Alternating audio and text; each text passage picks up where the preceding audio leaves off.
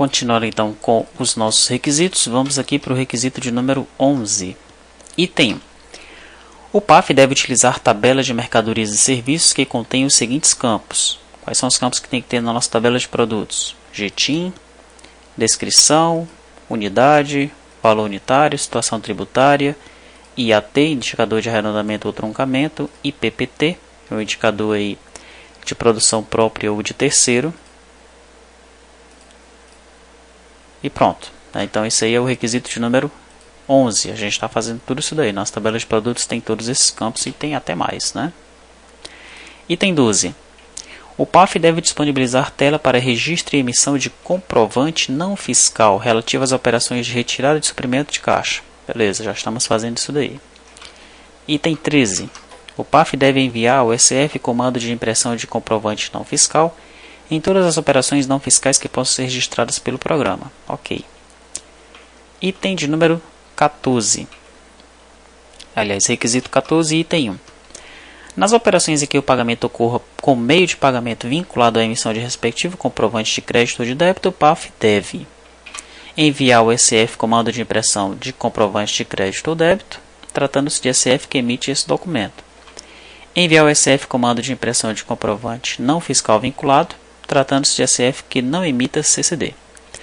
Observar que o valor a ser informado à empresa administradora do cartão de crédito ou débito deve ser o mesmo que é informado para o respectivo meio de pagamento.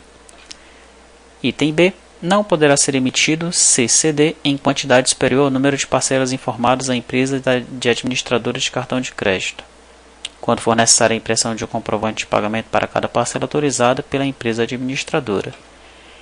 Item C. O CCD deve ser emitido exclusivamente para a comprovação de pagamento efetuado com cartão de crédito ou de débito, sendo vedada sua utilização para outras finalidades. Perfeito.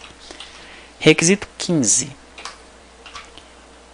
O PAF deve utilizar como data e hora de movimentação para registro no banco de dados a mesma data e hora impressa no cabeçalho do documento respectivo, emitido pelo SF, admitindo somente uma tolerância em minutos entre os registros, limitando a 1 hora, desde que na mesma data. Então é isso, a gente está capturando aí a data do SF para armazenar no banco de dados, né, nas tabelas referentes ao PAF. Item número 16. Requisito 16, item 1. Quando a operação não puder ser realizada, o PAF deve exibir na tela a mensagem de erro retornada pelo software do SF, efetuando o devido tratamento da informação e impedindo o registro. Ok. Requisito 17. Item 1. O PAF deve impedir o seu próprio uso sempre que o SF estiver em condições de emitir documento fiscal, devendo disponibilizar, neste caso, exclusiva e obrigatoriamente as seguintes funções. Funções de consultas. Tá. Então, quando o SF não estiver em condições de emitir documento fiscal, nós estamos encerrando a aplicação. É isso que a gente está fazendo, né? Mas o que seriam aí essas opções de consultas? Será que nós devemos deixar o usuário consultar os produtos?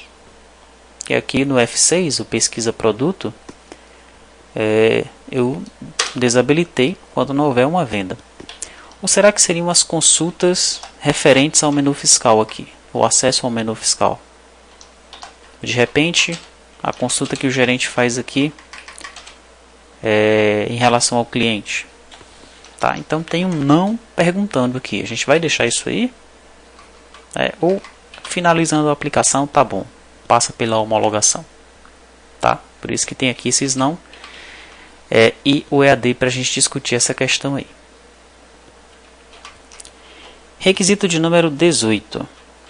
Na hipótese de disponibilizar tela para consulta de preço, o PAF deve indicar o valor por item ou por lista de itens, sendo o valor unitário capturado na tabela de mercadoria de serviços, que trata o requisito 11, vedado qualquer tipo de registro em banco de dados, e admitindo-se a critério da UF, mediante parametrização, inacessível ao usuário, o que? A totalização dos valores da lista de itens. É o que a gente está fazendo, né? A gente permite que o usuário ele consulte o produto, mas ele não tem acesso a alterar o valor. Tá? A transformação das informações digitadas em registro de pré-venda conforme previsto no item 2, sistema de gestão. A utilização das informações para gerar um DAV também é no sistema de gestão. Requisito 19, item 1. O PAF não pode possuir funções nem realizar operações que viabilizem a impressão de documento fiscal contendo informações divergentes das que estão constantes na tabela de mercadorias e serviços. Beleza, não tem isso no nosso PAF. Requisito 20. O PAF deve disponibilizar função que permita gerar arquivo eletrônico no formato e conforme layout estabelecido lá no anexo 5, contendo os dados da tabela de mercadorias e serviços que trata o requisito 11, devendo ser gerado um arquivo distinto para cada tabela utilizada no caso de utilização de mais de uma tabela. Isso é o que nós fazemos aqui, tabela de produtos, tá? Então, também sim, ok, nós estamos de acordo com esse requisito aí.